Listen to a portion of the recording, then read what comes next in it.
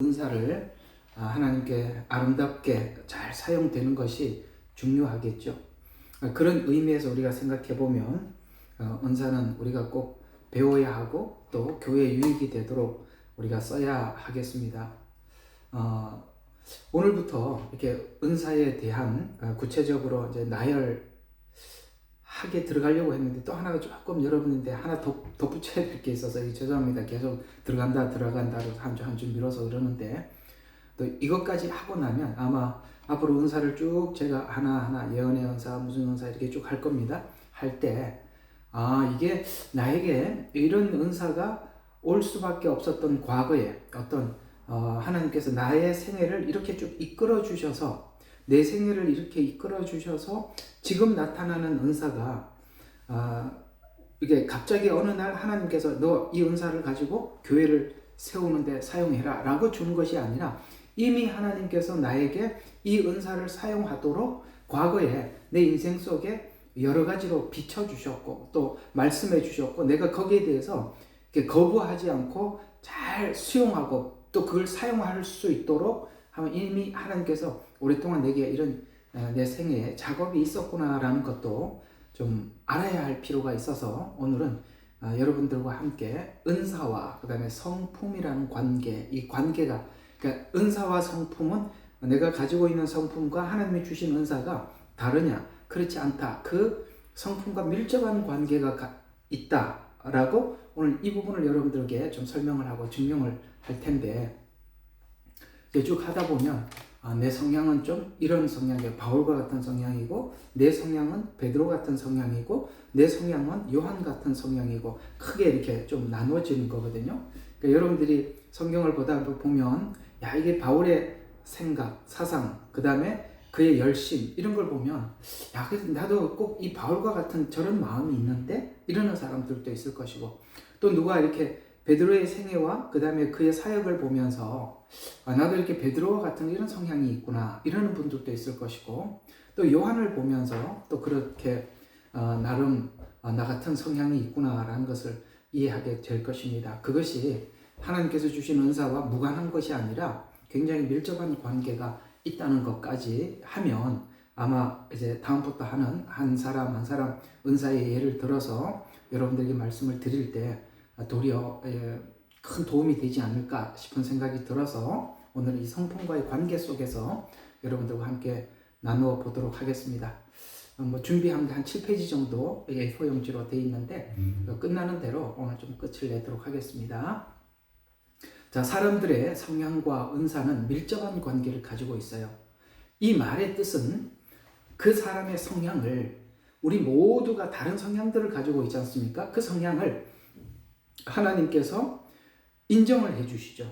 하나님께서 베드로의 성향을 인정해 주시고 요한의 성향을 인정해 주시고 그 다음에 바울의 성향을 인정해 주셔서 거기에 맞는 은사를 주시고 그 은사를 통해서 하나님께서 이 복음을 전하는데 유익하게 사용했듯이 우리 모두에게도 동일하게 우리가 가지고 있는 이 성향들 이것이 옛날에는 예수님을 믿지 않았을 때는 성경에 보면 로마서에 보면은 우리의 몸을 병기라고 이야기하잖아요. 병기란 뭔가 군인들에게 들려서 누군가에게 들리니까 적군에게 들리면 이 병기가 적군이 사용하는 병기가 될 거고 그래서 내 몸을 죄에게 드려라고 이야기하잖아요. 나를 죄에게 드리면 이 악한 사단이 우리를 사용해서 교회를 방해하고 하나님의 일을 해방하는 데 쓰겠죠. 그러나 내 자신을 하나님께 드리면 의의 병기가 되어서 하나님 나라에 유익하도록 하나님이 쓰시겠죠.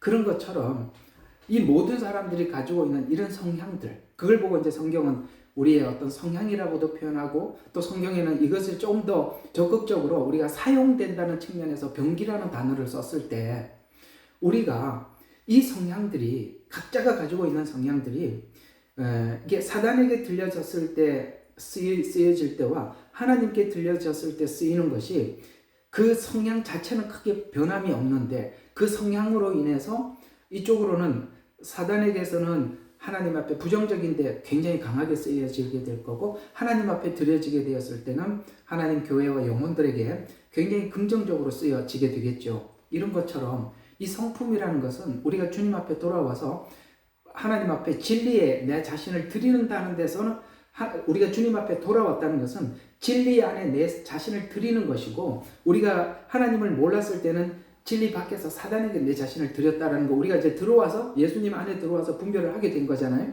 근데 이 성향이라는 것이 주님 앞에 돌아왔을 때 하나님 앞에 아름답게 빚어져서 성품이 온화하고 절제하고 이렇게 하나님 앞에 쓰여질 수 있도록, 그런 것들은 온화함 혹은 절제함 이런 것으로는 바뀌어졌을지 몰라도 그 근본적인 그 성향 자체는 큰 변화는 없다는 것이죠. 그러나 그것이 이쪽에 들여지느냐 저쪽에 들여지느냐에 따라서는 분명히 다르다라는 측면에서 우리가 사도들이 하나님의 복음을 들고 그 복음을 전할 때 보면 그 성향이 그대로 또 다시 옛날 성향이 그대로 나타나서 하나님 앞에 긍정적으로 드려졌던 것을 우리가 보면 이 성향과 은사는 다르지 않구나, 거기에 굉장히 밀접한 관계를 가지고 있구나라는 것을 오늘 제가 여러분들에게 함께 말씀을 나누고 또 증명해 보도록 하겠습니다.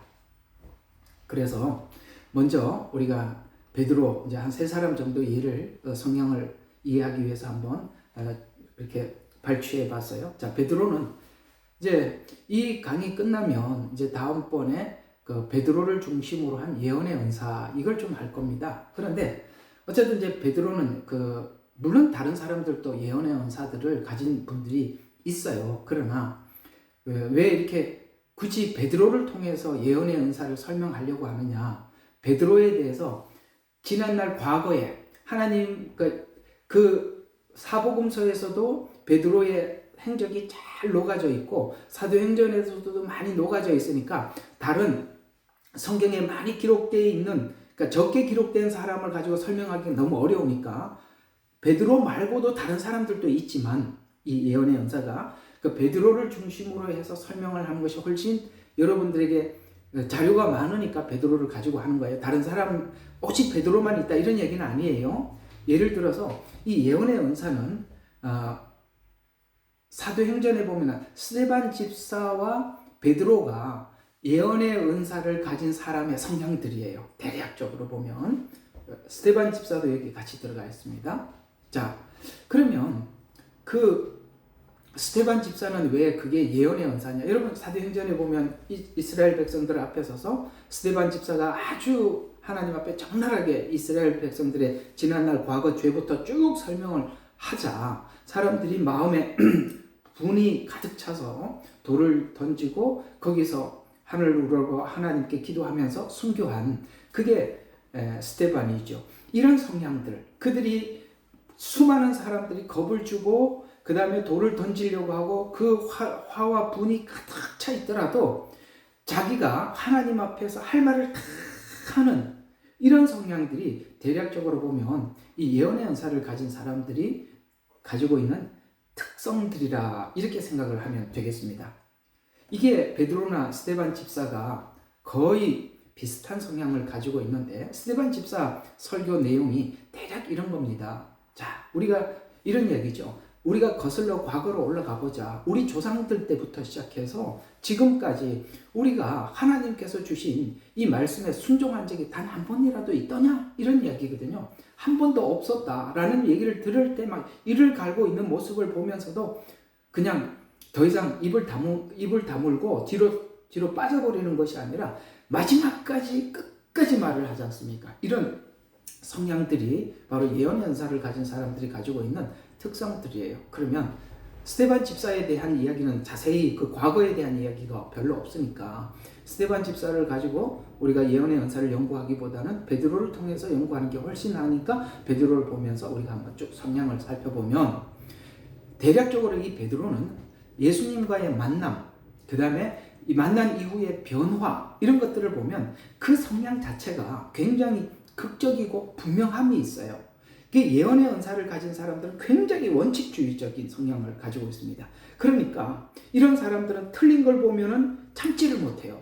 분명히 말을 해야 되고 자기에게 엄청난 불이익이 다가오더라도 반드시 하고 말아야 되는 이런 성향을 가지고 있는 게 이 예언의 은사를 가진 사람들의 성향들이라 저는 이렇게 예언의 은사를 뭐 이런 하나님 앞에 저는 가르치는 은사지만 저하고 같이 사는 분은 예언의 은사를 굉장히 많이 이렇게 가지고 있어요. 근데 대략 보면은 굉장히 원칙주의적인 성향이 있고 그 원칙에서 조금이라도 이렇게 벗어나는 것에 대해서 용납을 못하는 이런 성향을 가지고 있어요. 이게 베드로나 스데반이나 다 그렇거든요. 그래서 이 베드로도 보면은 만남에서도 배와 그물을 버려두고 주님을 쫓는다라고 이렇게 말씀을 하고 있고 그의 변화에도 보면 3번 부인하고 난 뒤에 완전히 통곡하면서 완전히 변화되는 어떤 극적인, 그러니까 서서히 시간을 두고 사람이 바뀌는 이런 거는 별로 용납하지 않고 굉장히 극적인 성향을 가지고 있다라는 것을 우리는 베드로의 생애 전체를 통해서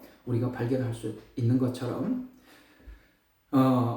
이 마지막 때 예수님께서 마지막 때가 아니라 예수님께서 십자가에 잡혀 죽기 직전에도 다른 제자들은 침묵하고 가만히 있었지만 베드로만은 어떻게 했습니까? 칼을 들고 그 대제사장의 종인 말고의 귀를 잘라버리고 그렇게 했던 것도 우리가 성경을 통해서 볼 수 있고 또 회개하였던 사건들을 보면 정말 그도 그 회개가 그냥 오랫동안 쭉 이어가는 것이 아니라 그 회개한 즉시 전혀 다른 사람으로 이렇게 돌아오는 이런 어떤 극적 성향을 가지고 있다.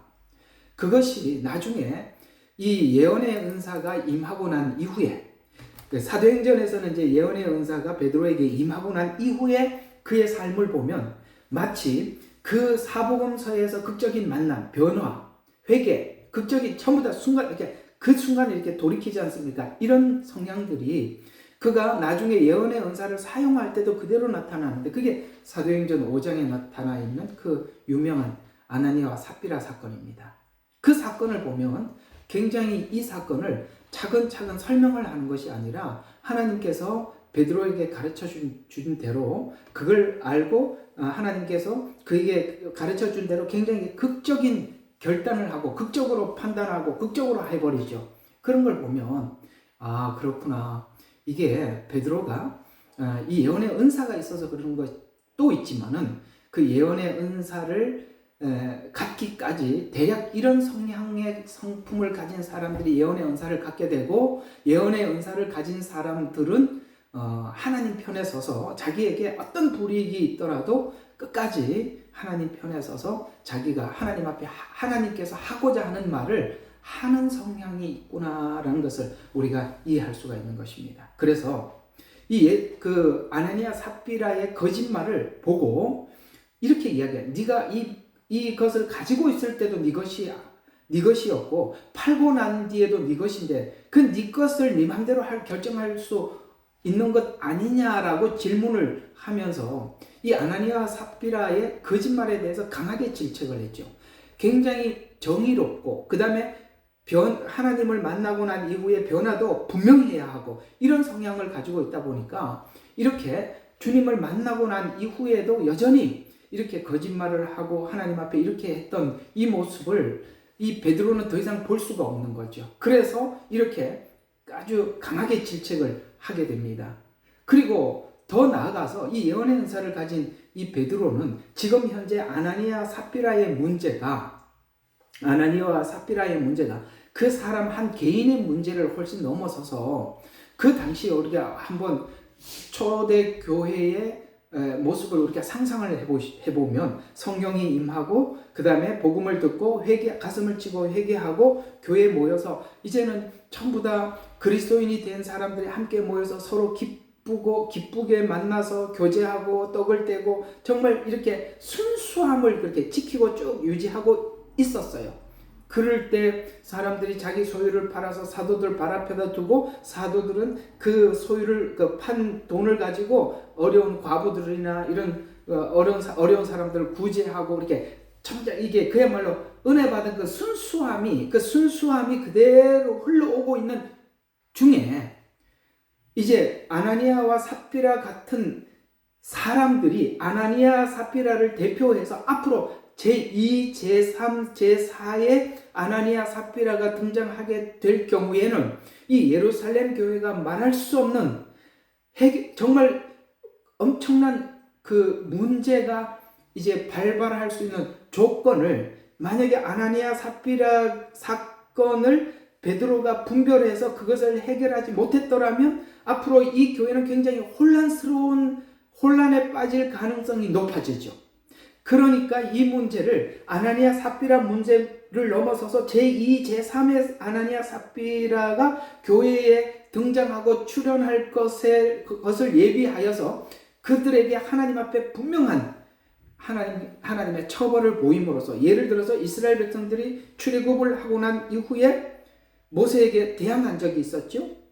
야, 하나님께서 너에게만 말씀하시더냐, 우리에게도 말씀하신다라고 하는 이 사건으로 인해서 하나님께서 분명하게, 모세에게 하나님께서 치리권을 주었고 모세를 통해서 말씀하신다는 것을 보여주기 위해서 거기에 대항했던 많은 사람들을 하나님께서 벌을 주셨던 것처럼, 초대교회에도 이렇게 혼란스러운, 만약 이 질서가 깨져버리고 문제가 되면, 큰 문제가 되니까 이 예언의 은사를 가졌던 베드로가 나와서 어떻게 합니까? 하나님께서 직접 그들의 생명을 걷어 가시는 것을 눈으로 보여줌을 통해서 이 교회를 정화하게 하는 거죠. 그러면 예언의 은사란 단순히 아나니아 삽비라 같은 사람들의 죄를 찾아내서 해결하는 것을 넘어서서, 이 예언의 은사가 왜 필요하냐면 아무도 몰랐어요. 베드로만 그것을 인지할 수 있었어요. 그래서 교회가 더더욱 경계심을 갖고 하나님 앞에 다른 마음을 갖지 못하도록 뭡니까? 이 은사를 통해서 차단해 버렸던 것이죠. 이런 차원에서 보면 예언의 은사가 우리가 볼 때는 너무나도 차갑게 보이고 너무 냉정하게 보이지만, 이게 다른 은사들은 시간을 두고 해결을 하지만 예언의 은사를 가진 사람들을 통해서 하나님께서 큰 문제를 한 번에, 더 많은 문제가 발생할 수 있는 문제들을 한 번에 해결해 주심으로써, 이 은사라는 것이 그 사람의 개인적인 문제도 해결하지만 그것을 통해서 전체 분위기를 쇄신시키고 그 다음에 정화시키는데 하나님께서 쓰시는구나 라고 이해를 하면, 이 은사가 참 귀한다 라는 것을 우리가 이해할 수 있지요. 이해가 가시죠? 이게 너무 차갑다, 냉정하다 이렇게 생각하기 이전에 이런 은사가 미리 작동됨으로 인해서 교회의 혼란을 막았다라는 차원에서 보면 이 은사의 참 귀함을 우리가 이해할 수 있습니다. 이제 다음번에 할 때 예언의 은사 부작용은 따로 다루겠습니다. 오늘은 이 성향만 좀 드리도록 하겠습니다. 그래서 이 예언의 은사는 사도행전 2장에 베드로는 성령 강림 후에 이 강력한 설교와 예언을 통해서 수많은 사람들을 그리스도께 인도하죠.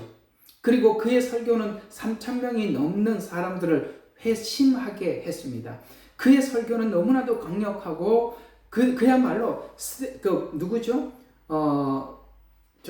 스데반과 다를 바 없이 정확하게 그렇게 하나님의 복음을 전해서 이 3,000명이 넘는 사람들을 회심하게 했습니다. 이게 마치 뭐와 같으냐면, 베드로는 회심하는데 시간이 많이 걸리지 않았어요. 그렇죠? 그는 예수님을 만나자마자 그야말로 그냥 배와 그물을 버려두고 예수님을 따랐을 뿐만 아니라, 예수님이 풍랑 위로 걸어오시자 어떻게 하셨습니까?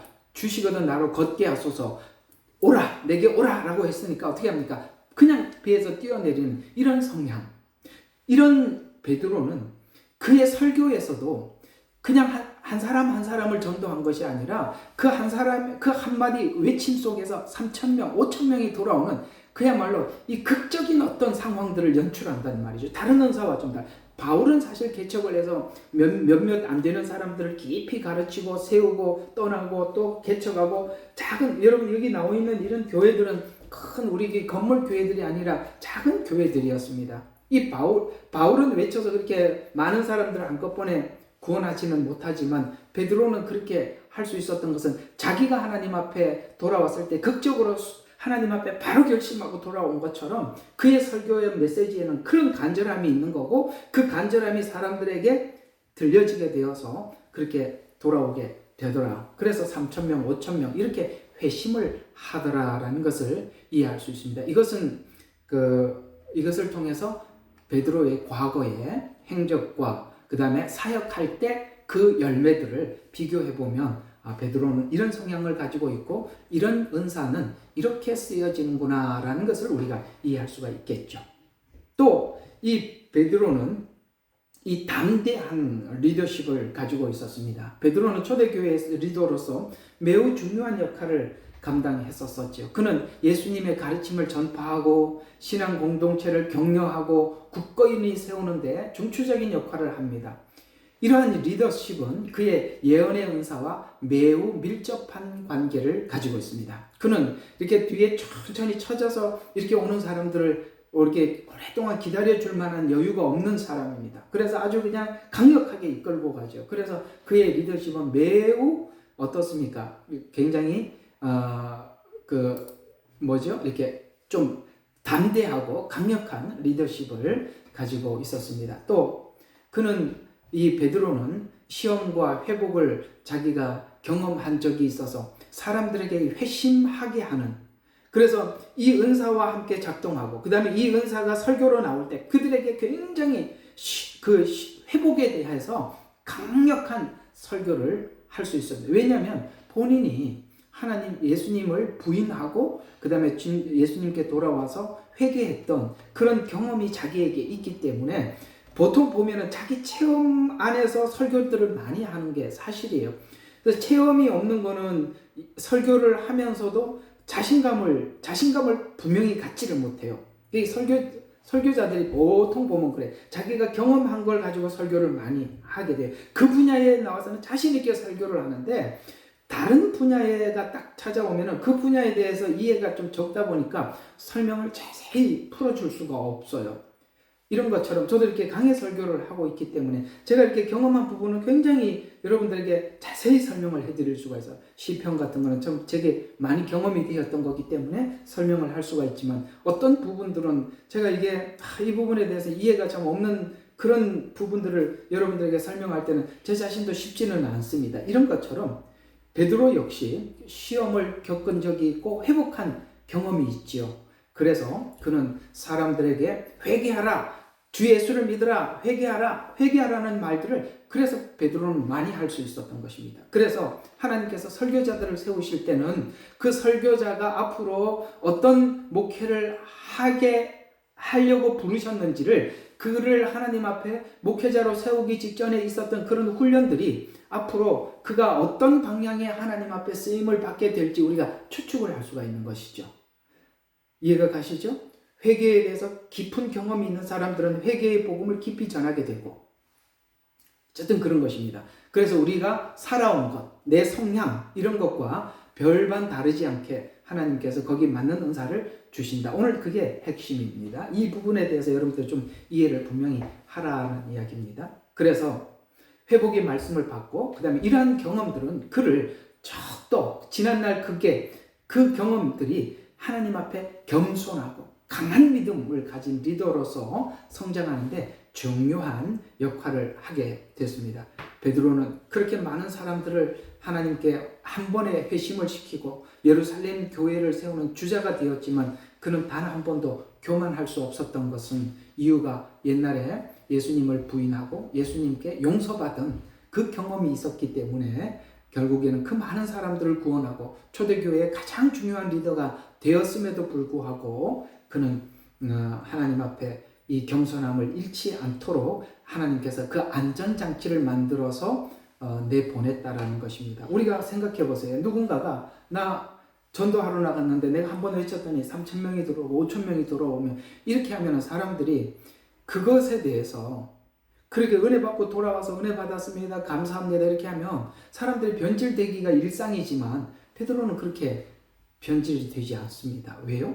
그거 지난날 하나님께 예수님께 돌아섰던 경험, 그 다음에 회심하고 용서받았던 이 경험이 바로 베드로를 안전장치를 하나님께서 분명하게 하셨기 때문에 그렇습니다. 자, 어때요? 베드로의 성향, 예언의 은사 이렇게 연결을 해서 여러분들에게 말씀을 드렸습니다. 자, 두 번째로 한번 예를 들어서 여러분들에게 이해시켜 드리고 싶은 것은 오늘 이 신약 성경의 대부분을 기록한 바울에 관한 이야기입니다. 바울은 권면, 그 다음에 가르치는 은사 이런 것들입니다. 그러니까 무슨 말이냐면 성경을 설명을 해가면서 권면을 하는 겁니다. 그냥 바울이 그냥 자기 임의로 설명을 해서 권면하는 것이 아니라 바울을 성경을 기준으로 해서 가르치면서 권면을 하는 겁니다. 그래서 서신서들을 다 보면은 성경을 쭉 설명을 하면서 저는 이렇고 후는 이렇고 결과는 이렇고 그러면서 쭉 설명을 하고 그러니 이렇게 살아라 이렇게 하면서 쭉 권면을 하지 않습니까? 그 권면이 가르치면서 권면을 하고 있다는 것입니다. 자, 그러면 이 권면의 은사, 곧 가르침의 은사를 받은 바울은 어떤 성향을 가진 사람이냐? 자, 이것은 바울이 가르치고 권면하는 일에 아까 이제 베드로에게는 하나님께서 그 지난날 예수님께 돌아서고 회개하고 용서받은 이 경험을 가지고 안전장치를 만들어서 베드로를 사용했다면 바울은 이렇게 사용을 했어요. 오늘 금방 읽었던 성경입니다. 자, 베드로후서 12장 7절을 보면 지극히 위대한 계시들의 풍성함으로 인하여, 그러니까 하나님께서 바울에게 엄청나게 많은 계시를 보여준 거예요. 그래서 계시의 풍성함으로 인하여 내가 자고하지 않도록 뭘 주셨어요? 내가 자고하지 않도록 육체의 가시, 즉 사단의 사자를 내게 주셨으니 그가 나를 쳐서 자고하지 못하게 하려 함이라. 무슨 말이에요? 자고가 뭡니까? 교만해지는 것이죠. 오늘 베드로가 아까 교만해질 수 있었지만 그럴 수 없도록 하나님께서 안전장치를 만든 것처럼 이 바울에게는 하나님께서 엄청나게 많은 계시를 주시는 거예요. 그래서 이렇게 성경을 기록하고 우리에게 권면을 할 수가 있었던 것이거든요. 그런데 이 자고하지 않도록 이게 가시가 뭐냐에 대해서는 의견들이 본인이 직접 밝히지를 않아서 잘 모릅니다. 그러나 대략적으로 보면 이 바울의 이제 요세푸스에 의해서 바울의 그 이야기들을 대략 보면 이 바울은 다메섹에서 빛을 받으면서 눈이 굉장히 이렇게 어두워졌어요. 이게 잘 보이질 않아요. 그렇다는 이야기가 있어요. 그래서 잘 보이질 않아서 이렇게 늘 이게 그러니까 안질로 인해서 생기는 질병, 그러니까 계속 이렇게 눈물이 흐르고 그랬다고 그렇게 역사가들이 그렇게 이야기를 합니다. 그게 여러분 얼마나 힘들겠어요.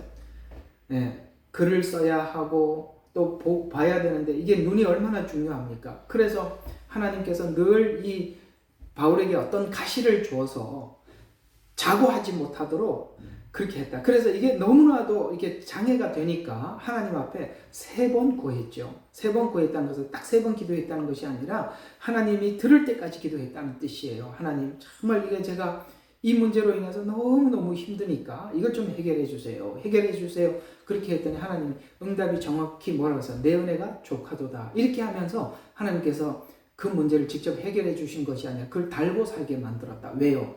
계시가 계속 임하니까. 사람들이 그렇게 아까 베드로가 전도를 많이 해서 교만할 수 있고 오늘 이 베드로가 계속 하나님 주시는 계시를 통해서 교만할 수가 있으니까 하나님께서는 그걸 통해서 안전장치를 만들었다. 이렇게 말씀을 하고 있습니다. 그래서 바울이 겸손하도록 유지하도록 하나님 도와주었고 그의 은사와 사역에 균형을 주는 역할을 하게 했던 것입니다. 이 은사는 많은 사람들에게 은혜를 끼치는 만큼 자기 관리가 철저하게 필요하기 때문이죠. 자기 관리. 그래서 우리가 은사를 받는 게 중요한 게 아닌 것 같아요. 저는 그렇게 생각해요. 여러분들이 은사가 있고 없거나 하나님께 필요 없으니까 안 주는 거고 그냥 필요하면 주실 겁니다. 필요하면 주세요. 그러면 나는 은사를 받아야 되겠다고 하나님 앞에 악착같이 구하고 기도하기보다는 이거를 하나님께서 관리할 수 있는 능력을 주셔서 주셔야 되는 거예요. 그 관리할 수 있는 능력을 주지 않은 상태에서 그 은사를 받으면 그렇게 받은 사람들은 대부분 부작용으로 나타나지 긍정적인 작용으로 나타나지 않아요. 순기능으로 나타나는 게 아니라 대부분 역기능으로 나타난다는 것이죠.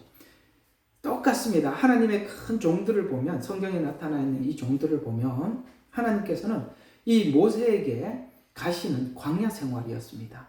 정말 이 40년이라는 광야 생활을 통해서 자기 속에 있는 그 자만심, 40세 때 가졌던 자만심, 이런 것들을 하나님께 들이시고 40년이라는 광야 생활을 통해서 낮아지게 하시고 다시 이스라엘 백성들을 이끄는데 사용하였을 때 모세는 끝까지 자기를 지킬 수 있었습니다. 다윗의 가시는 누구였을까요? 바로 사울과 좀 더 나가서 표현하자면 후반부에서는 밧세바입니다. 그 둘의 가시. 사울을 통해서는 자기를 훈련시켰다면 이 밧세바를 통해서는 하나님 앞에 용서의 은혜를 입게 하셔서 그야말로 다윗 자신을 평생 하나님께서 지키게 해 주셨던 것처럼 여러분 우리 모두가 은사를 받는 것이 급한 것이 아니라 하나님께서는 이 은사를 주시기 전에 이 은사를 잘 지켜 관리할 수 있도록 하나님께서 먼저 그 장치를 준비하신다. 만약에 하나님께서 이런 장치 없이 내게 그 은사를 주셨다 그러면 여러분 그거는 사실 그건 좋은 게 아닙니다. 위험한 겁니다. 그렇게 하나님 앞에 잘못 쓰임 받게 될 때 그 은사는 대부분 역기능으로 나타납니다. 앞으로 역기능을 많이 설명을 해드리도록 하겠습니다. 오늘은 성향만 좀 설명을 하도록 할게요. 자, 그리고 또 이 가르치는 은사를 가졌던 이 바울은 역사, 그러니까 구약에 있는 모든 성경에 있는 역사, 그 다음에 시가서, 시, 그 다음에 예언, 이런 것들을, 이런 모든 성경들을 그냥 예를 들어서 뭐 역사서, 구약에 있는 역사서 하려면 뭐 대부분 어디서부터 있죠? 사사기부터 시작해서 룻기, 그 다음에 사무엘상하, 열왕기상하, 역대상하 이런 내용들이 다 역사서잖아요. 그러나 이 역사를 역사서로 그냥 뚝 따로 빼서 설명을 하는 것이 아니라 역사서도 뭐예요? 교리와 딱 접목을 시켜서 설명을 해주고 또 뭡니까? 시라고 하면 시가서 이런 내용들도 전부 다 교리와 접목시켜서 설명을 하고 예언서도 교리와 접목시켜서 설명하는 능력을 가지고 있어요. 대략적으로 가르치는 은사를 가지고 있는 사람들은 성경을 보면은 이 성경이 단순히 그냥 하나의 그냥 이야기 같아 보이지만 그 다음에 거기 있는 시 같아 보이지만 그걸 모두 다 그 복음, 예를 들어서 초림, 예수님 성육신으로부터 시작해서 생애, 그 다음에 십자가, 죽으심, 부활, 그 다음에 승천, 재림 이렇게 맞춰서 모든 내용을 그렇게 설명하는 능력을 바울은 가지고 있고 대략적으로 가르치는 은사를 가진 사람들은 이런 유능한 능력을 가지고 있습니다. 그게 가르치는 은사를 가진 사람들이 가지고 있는 특징이기도 합니다. 그래서 이 바울은 유능한 교사가 되어서 이 모든 서신의 신학적 깊이를 담아서 정확히 설명을 해줄 수 있어서 유대인이나 이방인 모두를 상대로 복음을 전파했다는 것이죠. 유대인들에게 설명하고 설득하기 굉장히 어렵죠. 왜냐하면 그들은 구약 역사만 믿고 있지 구약에 있는 하나님만 믿지 신약에 있는 예수님을 믿지 않는데 그걸 접목시켜서 쭉 설명을 하고 있죠. 여러분 성경에 보면 바울이 아그라빠라는 왕 앞에 서서 쫙 설명을 하는 거 보면 정말 하나도 빠짐없이 정확하게 이 아그라빠 왕에게 설명을 하니까 아그라빠 왕이 바울에게 야 네가 적은 말로 나를 그리스도인이 되게 하려고 하느냐? 이렇게 할 말이 없으니까 사실 그렇게 말한 거거든요. 네 말이 이건 틀렸고 이건 문제가 있다 이렇게 반박을 하나도 못했어요. 이 아그라빠 왕 그도 보통 실력자가 아니에요. 그러나 바울에게는 어떤 말도 할 수 없었던 것이 바울의 말이 틀림이 없었어요. 그러니까 할 말이 없으니까 다른 이야기를 하는 거예요. 네가 작은 몇 마디를 가지고 나를 그리스도인 만들려고 하느냐라는 이렇게 직접 언급하지 못하고 바깥의 것으로 자기를 이렇게 그리스도인 되게 하는구나 라고 이렇게 얘기할 수밖에 없었던 것은 그 바울의 말이 너무나도 분명하고 정확해서 반박할 수 없었다라는 말을 성경은 그래서 그렇게 기록해서 우리에게 말씀해 주고 있는 것입니다. 그런 것처럼 그는 이 모든 내용들을 어떤 성경인데 다 신학적 교리 여기다 맞춰서 설명하는 능력을 가지고 있어서 그가 유대인을 만나든지 이방인을 만나든지 누구에게나 이 설명을 할 수 있는 그게 바로 가르치는 은사를 가진 사람들이 가지고 있는 특징이다. 그래서 이 바울의 이 해박한 지식은 성경 지식을 바탕으로 해서 이 성경을 알고 있는 모든 성경 지식을 바탕으로 해서 하나님의 권위를 가지고 훈계할 수 있었고 본인이 하나님과의 깊은 만남과 경험 이런 체험을 바탕으로서 우리가 죄인과 같은 괴수와 같은 그러니까 자기도 죄인 중에 괴수였으니까 죄인들이 하나님 앞에 어떻게 주님 앞에 돌아와서 하나님 앞에 사랑을 입고 그 다음에 나중에 이 사랑을 거부한 자들에게 하나님께서 어떻게 공의로 심판하실 것인지에 대해서 정확하게 어필을 함으로써 우리가 어떤 곳에서 어디에서 우리가 하나님 앞에 구원받고 나왔는지 그 다음에 구원받은 이후에 하나님 앞에 관계가 어떻게 설정이 되어야 하는지를 정확하게 설명할 수 있더라. 이게 바로 하나님이 이 은사를 주신 모든 사람들에게 주시는 거예요. 대략적으로 은사를 받아서 이게 다 열리는 것이 아니라 바울은 기본적으로 성경에 대해서 능통했다는 것을 아셔야 됩니다. 그러면 하나님 가만히 아무것도 백지 같은 사람에게 하나님 성경을 열어주셔서 막 가르쳐 주는 게 아니라 바울은 연구하고 탐구하고 그 다음에 모든 내용들을 생각하고 정리하고 이런 것들이 누구보다 탁월했고 그 탁월한 그런 연구 속에서 하나님께서 계속 계시를 부어주심으로써 성경이 열리게 되고 누구에게나 복음을 전달할 수 있었다라는 것입니다. 그래서 바울의 가르침과 권면을 할 수 있었던 이유는 그가 경험한 육체의 가시를 통해서 겸손함을 배우고 또 그 겸손함이 겸손하니까 그 겸손했기 때문에 하나님의 능력을 나타내는 통로로 자기 자신을 드릴 수가 있었고 그래서 하나님의 능력을 경험하고 아시겠습니까? 내가 항상 하나님 앞에 이 겸손함을 유지했더니 하나님께서 바울에게 계속 말씀을 주신다는 것을 알게 되었고 그래서 그 능력을 하나님의 능력을 바울은 그렇게 경험을 하는 거예요. 하나님이 자기에게 주시는 걸 통해서 하나님과의 관계, 자기의 어떤 정체성을 확인하게 되는 것이죠. 그래서 또 타인에게 하나님이 주시는 말씀을 가지고 권면할 수 있는. 그래서 중요한 건 뭡니까? 베드로도 끝까지 겸손을 유지했었고 바울도 그것을 유지했기 때문에 정상적으로 계속 쓰임을 받을 수 있었다. 좀 이따가 설명을 하겠습니다만 이것이 딱 끊어지고 하나님 앞에 변질되면 그때부터 상당히 문제가 많아지는 겁니다. 그래서 은사를 받아서 사용되는 것은 교회에 큰 이익이 되고 유익이 될 수도 있지만 이것이 끊어진 사람들이 마치 지금도 있는 것처럼 착각하고 살면 그런 사람들로 인해서 엄청나게 교회는 혼란스러워져 가는 것입니다. 은사는 좋은 것이나 그것을 사용하는 사람이 변질되면 사용하지 않는 것이 좋습니다.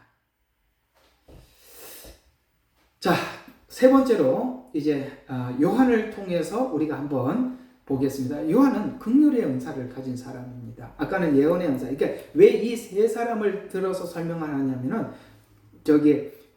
그들은 정말 베드로와 바울과 요한은 전혀 다른 성향의 은사들이에요. 근데 나머지는 이 세 은사 안에서 전혀 다르니까 이 세 가지 은사 안에 들어 왔다 갔다 할 것이죠. 그러니까 이 세 은사는 베드로가 가진 것, 그 다음에 바울이 가진 것, 요한이 가진 것을 세 개를 딱 해보면은 전혀 다른 각도에서, 그러니까 나머지는 이 안에 있는 거니까 설명하기가 쉽죠. 전혀 다른 바깥의 것 중에 하나가 또 요한이 가지고 있는 긍휼의 은사입니다. 요한은 긍휼의 은사를 가진 사람입니다. 그는 왜 이렇게 긍휼의 은사를 가지게 되었느냐? 누구보다 제자들 중에서 정말 예수님과 가까웠던 제자 중에 한 사람이었죠. 그래서 예수님과 깊은 관계를 가지고 다른 사도들에 비해서 깊은 관계를 가지고 있었던 이 요한은 예수님 가까이 가면 갈수록 뭐를 느꼈냐면 정말 그 사랑의 풍성함을 경험하게 되었습니다. 그래서 예수님과 그 친밀감을 통해서 사랑 안에서 나오는 긍휼을 깊이 체험하고 요한복음, 요한 1, 2, 3서가 전부 다 사랑 이야기밖에 없을 만큼 요한은 하나님이 누구십니까? 라고 물으면 사랑입니다 라는 이야기를 꺼내놓고 그 사랑을 설명해내더라. 주님과 가까이 가면 갈수록 사랑과 긍휼을 경험하게 되더라 라는 차원에서 다룹니다. 그래서 십자가의 고통이 우리를 향해 사랑에서 나오는 것임을 알고, 그래서 그 예수님께서 십자가에서 왜 어떻게 하셨는지 그 십자가 지셨던 그 상황들을 자세히 누구보다 어떤 복음서보다 자세히 기록할 수 있었던 것은 그 십자가에서 하셨던 모든 예수님의 상황들이 우리를 사랑한 사랑 안에서 나온 것임을 알고 그걸 자세히 우리에게 설명해 주려고 애를 썼어요. 실제 초대 교회는 다양한 기독교 문화와 너무 다른 우리 기독교 안에 교회 안에 들어와 보면 세상의 사회 문화는 너무나도 다르고 정말 우리하고 하나가 될 수 없는 정말 장벽이지 않습니까? 그 장벽에 부딪혔었어요. 그러니까 전혀 새로운 민족이, 새로운 종족이, 그러니까 로마나 유대, 이스라엘 유대 지역을 봤을 때는 기독교인들이 생기면서 전혀 다른 종족, 전혀 새로운 사람들이 생기다 보니까 그들 사회와 어울릴 수도 없었고 문화도 같을 수가 없었고, 그러다 보니까 굉장히 교회가 세상으로부터 박해와 그 다음에 갈등이 심한 시기를 살았습니다.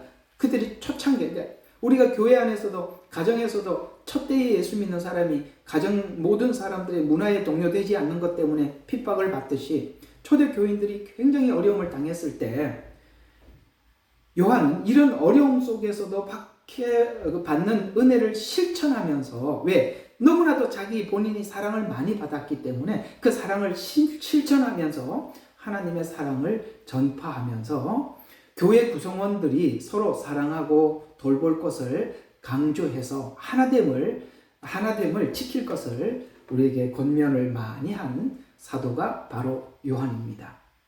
그래서 이 세 사람 이야기, 제가 이제 조금 전에 말씀드렸던 베드로는 회심의 경험, 아시겠죠? 하나님 앞에 돌아와서 회심을 깊이 경험했던, 그래서 그 회개에 대한 깊은 이야기를 할 수 있었고, 그 다음에 이 바울은 구약에 대한, 성경에 대한 아주 지식이 탁월하죠, 누구보다. 그리고 죄인 중에 괴수 같은 자기 자신을 불러서 구원하시는 그 하나님이 어떤 하나님인 줄을 우리에게 설명하려고 애를 썼고, 요한은 예수님 가까이서 그 사랑을 많이 느꼈었고, 그 사랑이 여전히 가장 클라이막스, 가장 절정에 달했던 그 십자가 사건을 자세히 설명을 하면서 예수님께서 십자가에서 참으심은 침뱉음에도 불구하고 조롱에도 불구하고 견딘 것은 우리를 사랑한 사랑이라 라고 우리에게 끊임없이 그 사랑을 전달해 주려고 했다라는 차원에서 여러분들에게 이 세 사람 이야기를 전부 드렸는데 어떻습니까? 성품과 그들이 가지고 있는 은사가 다릅니까? 비슷하지요. 그 성향은 그대로 남아있고 그 체험도 그대로 쓰신다는 것을 우리가 이해할 수 있습니다. 자, 이 세 사람의 예를 이렇게 마음에다 두고 보도록 하겠습니다. 자, 그러면 누가복음 10장 17절에 보면, 자, 이제 우리가 은사를 받은 사람들은 이전에 하나님께 경험했던 어떤 경험들, 우리로 표현하자면 체험이겠죠. 그런 우리가 지난날 하나님 앞에, 주님 앞에 돌아오면서 체험했던 이런 체험들과 관계가 깊을 수밖에 없더라는 거죠. 이게 누가복음 10장 17절에 이렇게 말씀하고 있어요. 제자들을 전도하러 보냈습니다. 그랬더니 예수님께 돌아와서 보고하는 장면을 성경은 이렇게 기록하고 있습니다. 주님, 주의 이름으로 귀신들도 우리에게 복종합니다 라고 이렇게 예수님께 말씀을 보고한 적이 있어요. 그래서 그들이 행한 기적과 권세에 대해서 기뻐했습니다. 그때 했던 이 경험은 자신들의 은사와 사역에 대해서 더 잘 이해하도록 도와주었어요. 그래서 그때 보니까 귀신도 떠나가고 귀신도 복종했었어요. 나중에 사도행전에 가보니까 이들이 이 복음을 전하는데 이런 일들이 일상으로 나타났다는 거죠.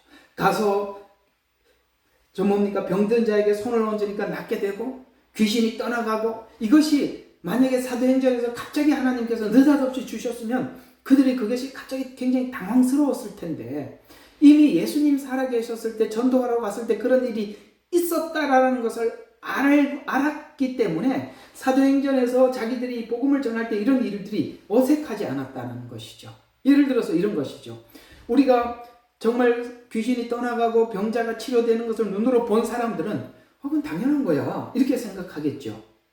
그 다음에 본인이 방언을 한다고 가정합시다. 그럼 방언하는 사람들은 다른 사람이 방언하는 거 이상하게 여기지 않을 거예요. 그렇죠? 근데 본인이 그런 체험이 하나도 없다면 야 무슨 방언이 어디 있냐 이렇게 말을 할 수도 있고, 또 야 귀신이 어떻게 떠나가, 그런 일들은 누가 얘기하는 것처럼 그건 초대교회나 있던 일이지 지금 그런 일이 왜 있어 이렇게 이야기를 하겠죠. 사실은 그에게 그런 일들이 지금 하나님께서 일어나는 것을 보여준다면 그렇게 거부할 수가 없겠죠. 하나님께서는 지금 사도행전의 이때 하나님이 쓰시기 위해서 이미 그때 예수님 계셨을 때 이런 체험들을 그들에게 이미 하도록 허락해 주셨다는 것입니다.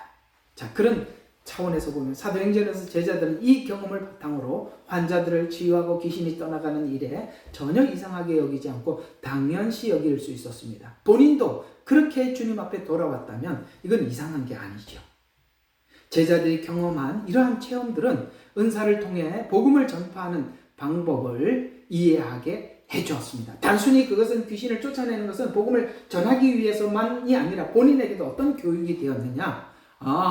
예수님이 이 땅에 온 것은 귀신을 쫓아내고 복음을 전함으로써 이미 사람들은 어두운 가운데 있었고 사단에 매여 있었다는 것에 대한 이해를 귀신을 쫓아내면서 본인들도 알게 돼 영적 세계에 대한 이해를 깊이 하게 되더라 라는 이야기입니다. 그래서 우리가 은사를 가지고 사용을 하다 보면 남들에게도 혜택을 주지만 은사를 가지고 본인이 활용하는 본인에게도 엄청나게 많은 하나님께서, 그래서 누구는 가르치면서 배우고 누구는 그 가르치는 사람들을 통해서 들어서 배우기도 하고, 그래서 하나님은 쓰시는 사람도 배우게 하고 그 다음에 듣는 사람들도 혜택을 보는 사람들도 배우게 하더라. 그래서 우리가 하면서 저는 이제 가르치는 은사니까 가르쳐 보면은 여러분들 이게 영적 원리에 대해서도 여러분들에게 말씀을 전하기 위해서 준비하면서 저도 배우고 그걸 배운 걸 가지고 여러분들에게 전하게 되고 이렇게 하나님이 이런 방식으로 하시더라라는 것입니다. 그래서 은사를 가진 사람이 은사를 통해 복음을 전파함으로써 복음 전파자는 자기 자신에 대해서 하나님이 나를 쓰시고 있다라는 것에 대한 자신감과 확신을 갖게 합니다. 제자들이 악령을 제하는 권능을 하나님께서 주신 것을 경험함으로써 악한 자들에 대해서 두려움을 갖지 않아요. 야, 사단에게 막 소리를 지르고 무덤가에서 소리를 지르고 막 성경에 그런 사람이 나오잖아요. 그런 사람들에서 어이구 저는 무서워, 귀신 들린 사람 앞에 우리가 어떻게 갈 수 있어, 그런 게 아니라 하나님이 누군 줄, 그 사단의 영이 어떤 줄 아니까 그들은 두려움이 없어요. 그래서 이 악한 영들에 대해서 두려움을 갖지 않고 자신 있게 접근해서 복음을 담대하게 전할 수 있었어요. 그리고 유대인들이 그렇게 복음을 전하지 말라고 방해하고 때리고 그렇게 해도 그들은 전혀 두려워하지 않았던 것은 바로 이 영적 원리, 악한 영들의 세계와 하나님의 성령의 역사에 대한 이해를 뚜렷이 하고 있는 한 전혀 두려워하지 않았다라는 것입니다. 여러분, 그래서 은사를 가지고 사용을 하다 보면 우리 자신에게도 엄청난 자신감과 그 다음에 두려움을 떨쳐버리게 하나님께서 그렇게 만드셔서 담대하게 하시죠. 그래서 이런 확신은 그들의 사역에 대한 자신감을 높이고 앞으로 더 큰 어려움이 와도 자신감 있게 나갈 수 있도록 하나님께서 용기를 주시더라. 또 은사의 발전과 개발에서 보면 영적 체험들은 자기에게 주신 은사를 발견하게 할 뿐만 아니라 나에게도 이런 은사가 있구나 라는 것을 발견하게 할 뿐만 아니라 영적 세계를 이해하는 시각을 넓혀줍니다. 그래서 제자들이 귀신을 쫓아내는 권능을 경험함으로써 묶인 자리가 어디고 그 다음에 자유를 어떻게 얻는지를 그걸 실제 하면서 자기들이 해주었을 뿐만 아니라 그것에 대해서 자기들도 이제 받아들이게 되는 것이죠. 그러나 이런 경험이 없는 사람들이 보통 은사를 부인하게 되는 것입니다. 이렇게 은사의 체험과 경험은 자기 신앙을 업그레이드하게 하고 그 다음에 자신의 신앙에 도움을 줄 뿐만 아니라 하나님 나라를 어떻게 효과적으로 넓힐 수 있는지 우리가 이해하는 데 도움을 줍니다. 자, 그러면 이제 은사가 가지고 있는 사람들이 이런 혜택을 받고 우리 신앙에도 큰 도움이 된다면, 그러면 우리가 이제 은사는 좀 어떻게, 내게 준 은사가 뭔지, 그래서 여러분들 굉장히 궁금해하는 부분일 것 같아요. 이 은사들은 우리에게, 나에게는 뭘 줬는지 찾아내기 위해서는 어떻게 해야 되는 건가? 자, 내가 어떤 일을 할 때, 잘 들어요. 내가 무엇을 할 때 기쁜지 알게 되는 것이, 내게 주신 은사구나 라는 것을 알게 되고, 그 일을 하면 피곤하지가 않아요. 즐거워요. 예를 들어서 가르치는 은사를 가진 사람들은 이렇게 남들한테 계속 이렇게 가르치면서, 누가 볼 때는 저 매일 어떻게 저렇게 준비하느라고, 설교 준비 얼마나 힘들게, 설교를 이렇게 정말 힘들게 준비하는 사람들은 이 가르치는 은사를 가진 사람들이 얼마나 쉽게 설명을 하고 있는지 잘 몰라요. 본인이 없으니까. 그러나 가르치는 은사를 가진 사람들은 이렇게 설교를 하는 게 어렵지가 않다 이 말이에요. 왜냐하면 그걸 하면 기쁘거든요. 그러니까 그것이 도리어 기쁨, 이건 나는 이게 누군가에게 이걸 가르칠 때 참 기쁘더라. 누구에게 긍휼을 베풀 때 기쁘더라. 누구에게 하나님 주신 말씀을 전할 때 기쁘더라. 하나님 주시는 예언을 할 때 기쁘더라. 그게 하나님이 자기에게 주신 은사래. 기쁘다 이 말이에요. 그래서 자신도 하나님 사역에 동참할 수 있는 기쁨을 느끼게 되고, 나 같은 사람도 하나님 앞에 이렇게 일하게 되는구나. 또 이 일로 하나님 나라와 교회에 내가 귀한 역할을 하고 있는 것에 대해서 자부심을 가지게 되는 것입니다. 자, 첫 번째, 내가 무슨 은사를 가졌을까라는 부분들을 어떻게 이해할 수 있다고요? 기쁘더라. 두 번째, 여러분 요즘도 그렇게 나오는지는 모르겠습니다만, 옛날에 은사 테스트라는 테스트 용지가 있었어요. 그래가지고 이렇게 쭉 해보고 이렇게 점수를 매겨보면은 주 은사가 무엇이고, 그 다음에 부차적인 은사가 무엇이고, 이렇게 쭉 이런 게 있어요. 그 은사 테스트를 통해서도 우리가, 그건 100% 정확하지는 않아도 굉장히 근접합니다. 괜찮은 것 같아요. 그걸 여러 번 해봤거든요. 요즘도 있는지는 잘 모르겠습니다만 인터넷에 검색해보면 이 테스트 용지가 있을 거예요. 그걸 가지고 스스로 한번 체크를 해보시면, 나는 다른 사람들이 긍휼을 베풀 때 참 좋았다. 전도할 때 좋았다. 남을 가르쳤을 때 좋았다. 이런 부분들이 나옵니다. 거기에 보면은 내 은사가 대략 이런 은사구나라고 이해할 수도 있습니다. 그것도 큰 도움이 되는 것입니다. 그러나 이 은사 테스트를 할 때는 두 번, 세 번 생각하고 여기다가 체크할까, 저기다 체크할까 이러면 안 돼요. 하나님 딱 이렇게 읽어보고 바로 떠오르는 데 갖다 체크를 해야지. 요거 했다가는 또 이상한 결과가 나오지 않을까 하면서 이렇게 저렇게 체크하면 여러분 정확한 평가를 내리기가 어렵습니다. 혹시나 그걸 통해서 여러분들이 이해하고 싶다면 요즘 아마 어디 있을 겁니다. 그걸 찾으셔서 한번 직접 은사 테스트를 해보는 것도 좋은 방법이라 권해드려 봅니다. 자, 그 다음 또 우리가 이제 은사는 받은 즉시 그것이 쭉 이렇게 능수능란하게, 그러니까 순조롭게 잘 사용하는 게 아니라, 은사는 많은 실패를 거쳐가면서 배우고 자라나는 것입니다. 그러니까 우리가 처음에 은사를 받았을 때 아무 생각 없을 때는 하나님께서 순수하게 쓰시기도 하는데, 문제는 중간중간에 이 은사에 사단이 틈을 타고 들어오게 되는데, 그걸 분별을 해야 되거든요. 그런데 실패를 통해서도 경험을 하기도 하고 긍정적으로 해서 열매를 기쁘게 확인할 수도 있어요. 그러나 반드시 해야 될 게 뭐냐면, 우리는 자꾸 자라가야 한다는 사실입니다. 은사는 받은 즉시 그것이 완전한 것이 아니라 굉장히 많은 시간을 거쳐서 다듬어야 한다는 거예요. 이해가 가시죠? 가르치는 은사를 예를 들어서 받았다고 합시다.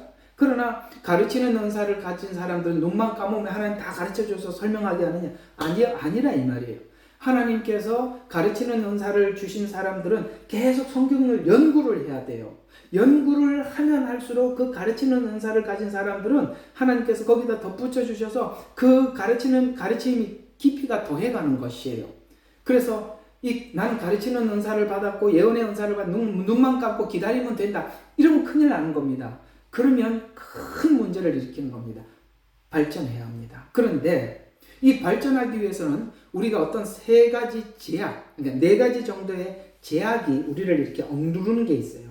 그걸 넘어서야 하거든요. 첫 번째는 심적인 제약이 있습니다. 심적인 제약. 이건 뭐냐면 은사가 성숙하기 위해서는 어떤 제약에서 벗어나야 되는데 심적인 제약에서 벗어나야 한다. 이것이 은사는 하나님으로부터 오는 것이기 때문에 사람들의 일반적인 의견과는 달라요. 이해가 가죠? 이게 어떤 사람이 어떤 문제가 있어요. 그 문제가 있으면 세상에 일반적으로 이 문제를 해결하려면 보통 상식선에서 권면을 하게 되지요.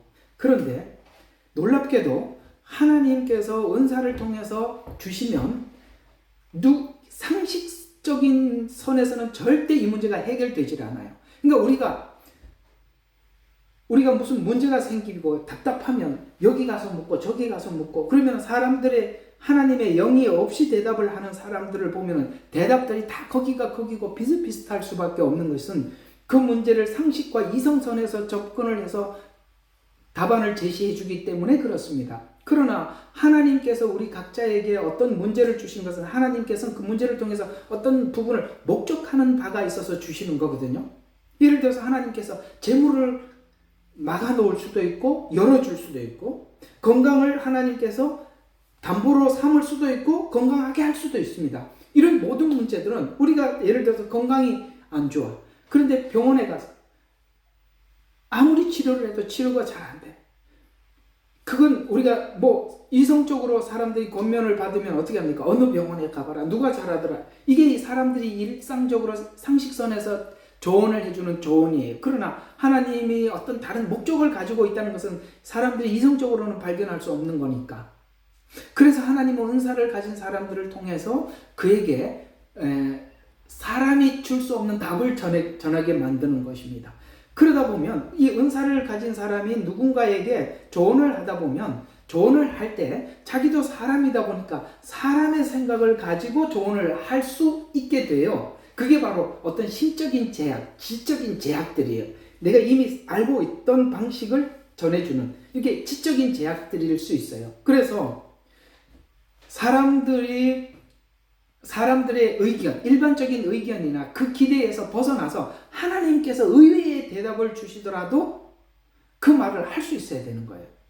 그래서 바울은 예수님을 만난 후 예수님을 만났어요. 그리고 사람들과 즉시 상의하지 않았다고 갈라디아서 1장 이거 한번 보도록 하죠. 이게 이 제약에서 벗어났기 때문에 바울이 하나님 앞에 사도로서 온전하게 자기 역할을 감당할 수 있었던 것이거든요.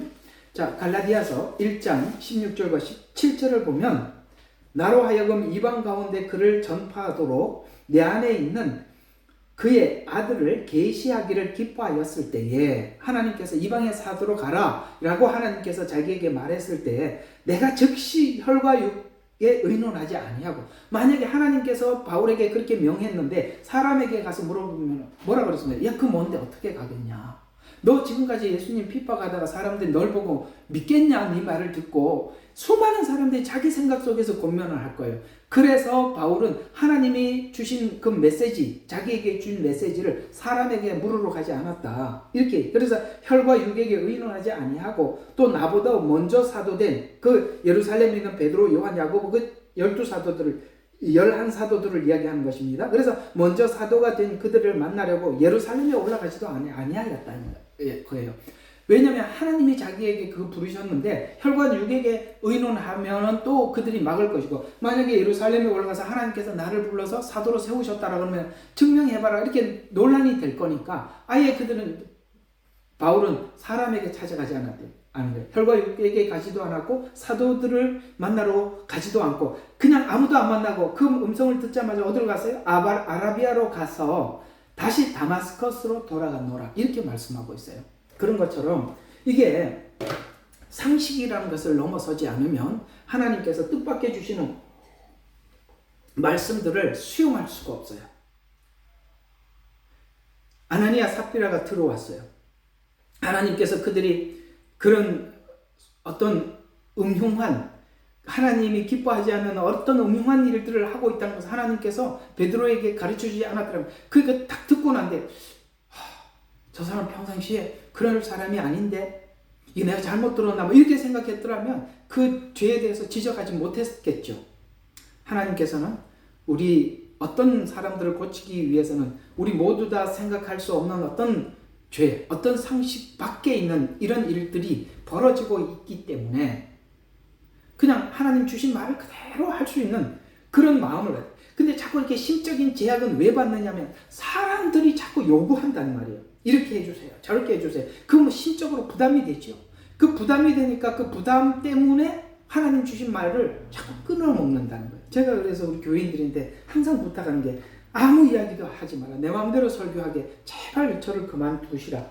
내가 알면 말하기 굉장히 부담스러우니까 말씀하시지 마시라. 제가 여러분들에게 그렇게 부탁하는 이유가 그것입니다. 그래야 우리가 하나님 말을 마음대로 전할 수 있지. 뭔 이야기를 들은 게 있으면 이 말하면 저 사람이 부담스러울 텐데 어떻게 생각할까? 자꾸 이런 생각을 하게 되면 안 되지 않습니까? 그러나 의외로 많은 분들이 그런 설교들을 마치 자기에 대한 뒤에 이야기를 뒤로 듣고 설교 시간에 얘기한다는 분들이 꽤 많았었어요. 사실 제가 이렇게 목회하면서 느꼈던 부분들인데, 그래 저는 그런 어떤 제약에서 벗어나기 위해서 아무 소리 안 듣고 그냥 주시는 말씀만 전하기로 그렇게 작정했으니까 꼭 그렇게 이해하시면 좋겠습니다. 이 신적인 제약이 굉장히 힘들어요. 또 바울은 예수님을 만난 후 사람들과 즉시 상의하지 않았습니다. 이는 우리가 하나님의 뜻을 분명히 이해하고 따르기 위해서는 다른 사람들의 의견이나 그들이 어떤 기대하는 기대에서 벗어나는 것이 중요합니다. 그들의 기대에 자꾸 맞춰주려고 해요. 설교도 사람들인데 맞추기 시작하는 순간부터 설교는 변질되는 거거든요. 이런 것처럼 다른 사람들의 기대나 의견에 너무 의존하게 되면 우리의 은사를 제대로 발견하거나 또 아까 말씀드린 것처럼 발전하게 한다고 했잖아요. 이렇게 발전하게 발전하게 하지 못한다는 거예요. 그래서 발전에 방해가 되기 때문입니다. 그래서 사람의 눈치를 보게 되는 것이 심적인 부담을 갖게 되는데, 그렇게 되면 우리가 다치게 된다. 그래서 이 세속적인 가치관으로 은사를 또 사용하지 말라는 것입니다. 두 번째, 세속적인 가치관. 이게 뭘까요? 이 세속적인 가치관의 기준은 우리의 영적 성장을 방해할 수 있게 되는데, 이런 결심을 하셔야 됩니다. 항상 하나님 앞에 무슨 일을 맡은 사람들은 이 마음을 가지셔야 돼요. 갈라디아서 1장 10절에 보면 이렇게 이야기를 합니다. 이제 내가 사람들에게 좋게 하랴 하나님께 좋게 하랴 라는 이 질문 앞에 자기가 대답을 할 수 있어야 돼요. 사람들을 즐겁게 할 것이냐, 하나님을 즐겁게 할 것이냐, 하나님을 좋게 할 것이냐에 대해서 저는 하나님을 즐겁게 하는데 쓰이겠습니다 라는 결정을 하지 못하면 자꾸 사람들의 눈치로, 그게 자꾸 심적으로 이렇게 부담이 된다, 이런 이야기입니다. 그래서 은사가 자라기 위해서는 세속적인 가치관에서 벗어나서 그 가치관을 하나님 중심, 하나님 가치관에 집중을 해야 하는 것입니다. 하나님의 목적을 중요시 여겨야 하는 것입니다. 그래서 은사를 행하는 자는 자기 의심과 두려움에서 벗어나야 하고, 그 다음에 하나님을 향한 믿음을 가져야 돼요. 사람에 대한 두려움을 벗어나고 하나님을 향해서 믿음을 가져야 돼요. 우리는 종종 자신의 능력 수준으로 하나님을 자꾸 이해하게 됩니다. 예를 들어서 우리 능력으로 하나님을 이해하게 된다는 것은 이런 것이죠. 에이, 어떻게?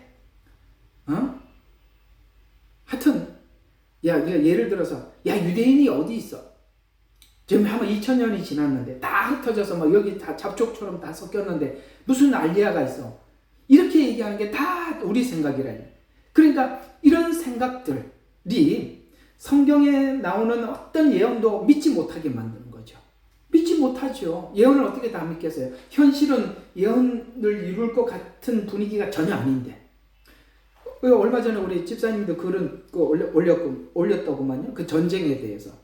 터키부터 시작해서 이런 연대들 있지 않습니까? 이란과 그 다음에 그 주변에 있는 이 나라들이 연대를 해서 결국에는 이제 아마겟돈 전쟁, 그 다음에 곡과 마곡의 전쟁, 그 다음에 유브라데 전쟁, 이런 모든 전쟁들이 전쟁에 이렇게 모이는 이 사람들이 지난날 이스라엘과 충돌이 없었는데 이게 과연 연대가 될까? 왜냐하면 과거에는 그들이 연대를 하지도 않았었는데 그게 될까? 이런 생각들, 그런 생각을 미리 딱 생각을 하고 성경의 예언을 보면 우리가 믿을 수가 없죠. 하나님, 이 사람들 그런 적이 없는데 그게 과연 가능할까요? 이렇게 이제 접근에 들어가면은 우리는 이렇게 되는 것이거든요. 내 생각을 가지고 성경을 보는 거예요. 그건 믿음이 아예 없는 겁니다. 아까 말씀드린 거죠. 우리가 믿음을 갖는데 적이 뭐라고요? 이성이에요. 상식이에요. 이런 것들이 믿음의 적이거든요. 그러니까 이렇게 접근을 하면 하나님께서 미래에 이러하시겠다라는 말을 우리가 받아들일 수가 없죠. 우리가 예언을 하는 사람들이나 하나님 말씀 전하는 사람들도 똑같아요. 본인에게 하나님을 향한 믿음이 있어야만이 하나님이 말씀하신 말씀을 그대로 설포할 수 있는 거예요. 하나님, 여러분, 러시아와 그 다음에 터키와 그 다음에 저기 이란이 하나가 연대가 돼서 그 주변에 있는 나라들 전체 연대가 돼서 이 마지막 때 이렇게 전쟁을 일으킬 겁니다 라는 말을 할 수가 없어요. 왜? 본인이 믿질 않으니까. 우리가 은사가 개발이 되고 하나님의 말씀을 전파하기 위해서는 전하는 본인이 하나님을 향한 믿음이 없으면 불가능하다, 이런 이야기가 되는 것입니다. 그래서 오늘 이 성경에는 디모데후서에 이렇게 우리에게 권면을 하고 있어요.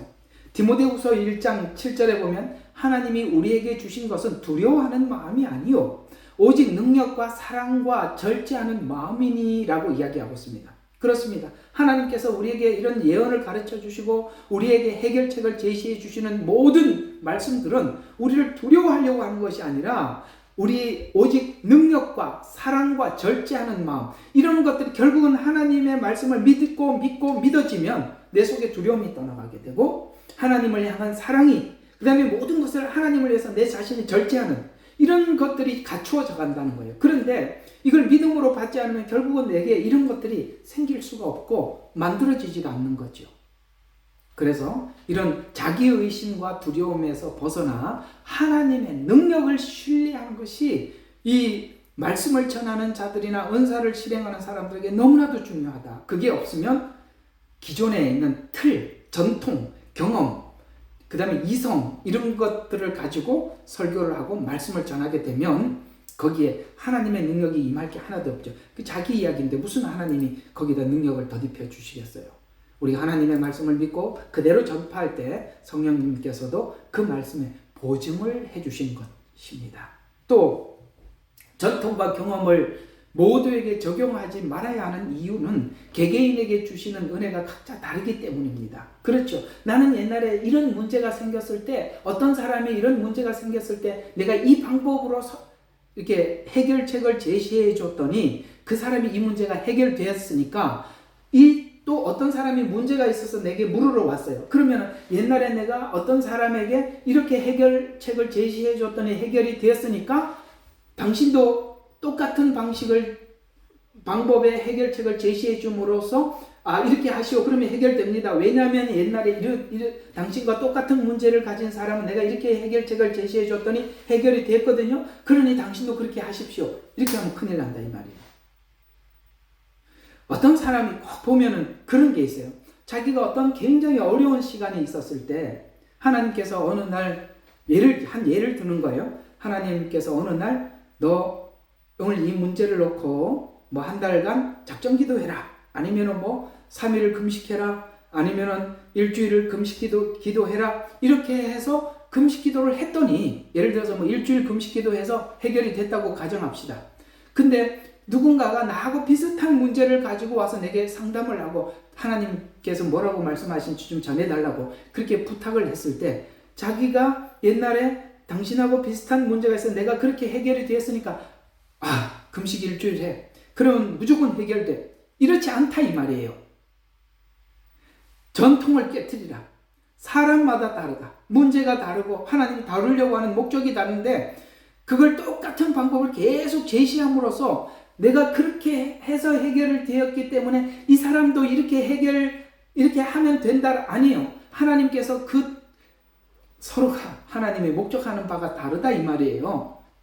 그러니 이게 기존의 전통이나 틀에 갇혀서 하나님께서 새로운 방법을 제시해 주시는 것을 사용하지 못한다. 왜? 내가 옛날에 이렇게 권면했더니 해결됐으니까 전부 다 누구에게나 다 그렇게 권면하는 거예요. 아니 어떤 사람은 누구인데 가면은 항상 똑같은 대답을 줘요. 금식 일주일 해. 여러분 그게 금식만 하면 다 해결될 일입니까? 아니거든요. 그게 문제라 이 말입니다. 각자가 다르고 각자 성향이 다르기 때문에 그런 것입니다. 자, 두 번째로 우리가 믿음과 그 다음에 은사가 자라는데 제약을 주는 것이 지적인 제약입니다. 아까는 심리적인 제약이라면 요거는 이제 지적인 제약입니다. 자, 지적인 제약에서 벗어나려면 하나님의 말씀을 내가 이게 충분히 이렇게 가지고 있어야 돼요. 하나님의 말씀을 통해서 하나님의 말씀을 믿음으로 하나님의 말씀이 내게 완전하게 들어옴으로써 내 의심에서 벗어나는 거예요. 의심은요 방법이 없어요. 의심은요 하나님의 말씀을 알고 그분을 만나야 의심이 사라지는 것이지 갖는 다른 방법이 없어요. 그래서 성경은 우리에게 부탁을 하고 있습니다. 자, 너희가 믿음을 갖기 위해서는 하나님 말씀을 들어야 한다. 이렇게 말씀하고 있지요. 자, 고린도전서 2장 14절에 육에 속한 사람은 하나님의 성령의 일을 받지 못한다라고 말씀하고 있어요. 이는 영적인 진리를 분별하는데 이해하고 분별하는 데 있어서 지적인 제약이 있을 수 있음을 말해주고 있는 것입니다.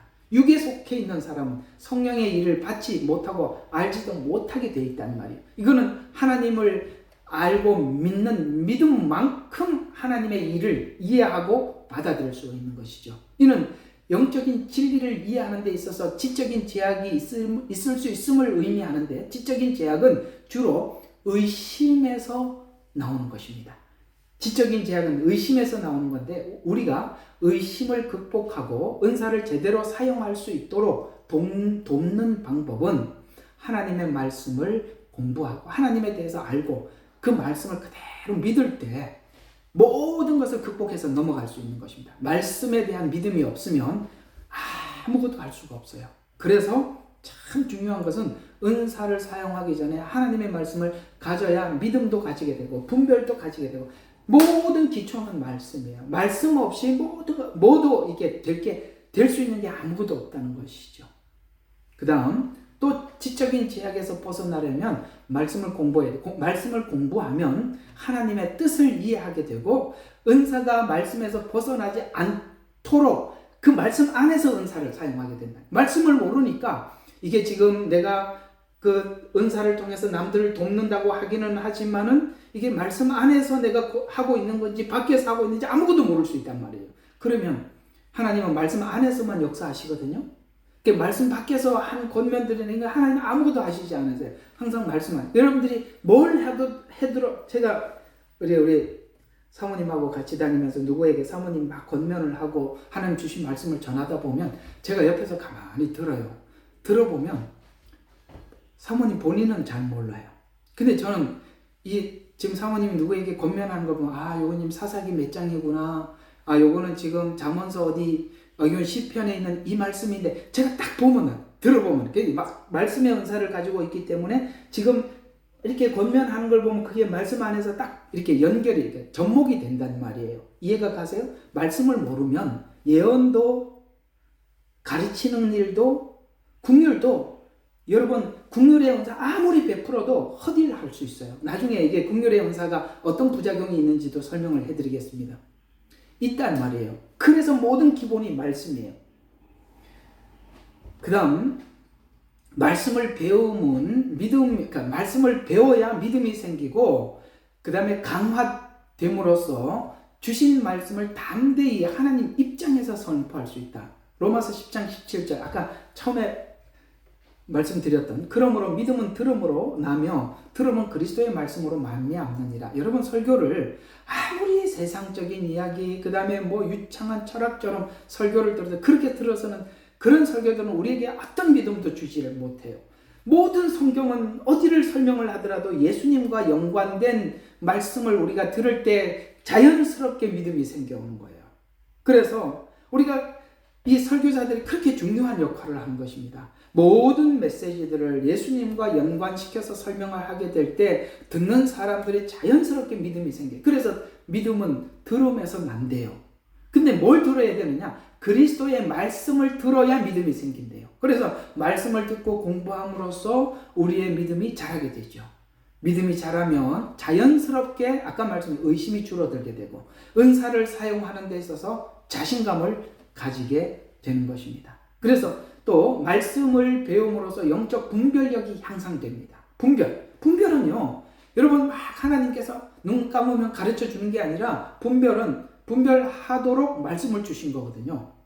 그래서 히브리서 4장 12절에 보면 하나님의 말씀은 살아있고 활력이 있어서 좌우의 날이 선 어떤 것보다 예리해서 혼, 영, 관절과 골수를 찔러 쪼개기까지 하면 잘 봐요. 그 뒤에 뜻이 이게 분별이라는 거예요. 마음의 뜻, 생각과 뜻을 감찰한대요. 여러분 세상 사람들이 이해하는 것은 그 사람의 마음에 있는 깊은 속뜻을 그 사람이 무슨 생각을 하고 어떤 목적을 가지고 했는지 몰라요. 그런데 하나님의 말씀을 아는 사람들은 그것이 어떤 생각을 가지고 어떤 목적을 가지고 하고 있는지를 말씀을 아는 사람들 거기까지 파악할 수 있는 능력이 생긴다는 거예요. 그래서 마음의 생각과 뜻을 감찰하나니라고 말씀하고 있어요. 하나님의 말씀을 통해서 영적인 분별력을 기를 수 있어요. 이는 우리의 은사를 사용하는데 아주 중요한 역할을 하게 됩니다. 자, 세 번째 제약이 있습니다. 바로 의지적인 제약입니다. 뭔가를 하나님께서 이렇게 했는데 의지적으로 나가는데 내가 실제 가야 되는데 나가야 하는데 가지를 못해요. 그게 아무리 가지고 있어도 실제 그 현장에 가서 하지 않으면 아무 의미가 없고 소용이 없듯이 의지적인 제약은 자신의 삶이 바탕이에요. 무슨 말이냐면 이런 게 있어요. 자, 예를 들어서 설교자를 가정해서 이야기해 봅시다. 내가 어떤 부분에 대해서 설교를 하려고 그러는데 내가 거기에 대해서 아직 해결하지 못하고 그게 항상 뭐가 이게 이 설교를 한다는 자체가 자기 양심에 너무 부담이 돼서 그 말을 꺼내놓을 수가 없는 그게 바로 의지적인 제약이에요. 그 말씀을 전하고 살아야 되는데 살지 못하는데 내가 설교를 해야 된다는 것에 대한 이 의지적인 제약이 엄청나게 큰 거거든요. 교회에서 주일학교 교사나 중고등부 청년회 혹은 전도사님, 목사님들 모든 설교자들이 여기서 걸려 넘어지는 거거든요. 그래서 내가 설교를 할 때 반드시 어떤 심적 부담이 탁 오기 시작하느냐면 야, 나 같은 놈이 어떻게 설교할 자격이 있는가 이런 생각이 확 밀려 들어와서 아무것도 못하는 거예요. 그래서 우리가 이것도 넘어가야 되는 일인데 맨날 여기에 걸려가지고 제가 뭔데 무엇이 간데 내가 무엇이 간데 하나님 앞에 무슨 일을 할 수가 있겠습니까? 이렇게 멈춰 있으면 안 된다 이 말이에요. 그걸 하나님 나라를 위해서 내가 하나님 주신 복음을 전하기 위해서라도 내 의지적인 제약을 넘어가기 위해서 나는 순종하는 훈련을 해야 된다는 거예요. 그걸 하지 않고 여러분 늘 이중적인 자세로 살지도 않으면서 남들 보고 외치는 이런 상태에서 우리가 계속 머물러 있을 수는 없지 않습니까? 물론 그렇다고 해서도 하나님 앞에 은혜를 구하고 나가야 되겠지만 그러나 계속 그럴 수는 없지 않습니까?